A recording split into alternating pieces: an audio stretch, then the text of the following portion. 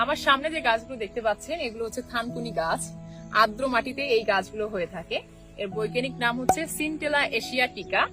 এর পাতা, কাণ্ড, শেকড় সবগুলোই ঔষধি গুণে ভরপুর, যা আমাদের শরীরের জন্য খুবই উপকারী। এর অন্যান্য উপাদানের মধ্যে রয়েছে ভ্যাকোসাইড এ এবং ভ্যাকোসাইড বি। ভ্যাকোসাইড বি আমাদের মস্তিষ্কের কোষ গঠনে খুব ভালো ভূমিকা রাখে এবং মস্তিষ্কের স্বাস্থ্য ভালো রাখে। শীতকালে আমাদের গলা ব্যথা হয়, মুখে অনেকের ঘা হয়। এই থানকুনি পানিতে জাল করে সেই পানি দিয়ে কুলকুচো করলে আমাদের গলা ব্যথা এবং মুখের ঘা অনেকটাই দূর হয়ে যায়। এছাড়াও অনেকের আমাশয় রোগ রয়েছে। এই থানকুনি পাতার রস রেগুলার খেলে আমাশয় নিরাময় হয়ে যায়। ছোট বাচ্চাদের অনেকের কথা আটকে যায়, কথায় জড়তা থাকে। এই থানকুনির পাতার রস খেলে আল্লাহর রহমতে কথার জড়তা অনেকটাই কেটে যায়। আমরা অনেকেই চুল পড়ার সমস্যায় ভুগি বা ত্বকের উজ্জ্বলতা বাড়ানোর জন্য চিন্তা করি, কিন্তু আপনারা জানলে অবাক হবেন এই থানকুনি পাতার রস খেলে চুল পড়া কমার পাশাপাশি আমাদের ত্বকের উজ্জ্বলতা বেড়ে যায়। এছাড়া আমরা অনেকেই চাই কোরিয়ান গ্লাস স্কিন করতে।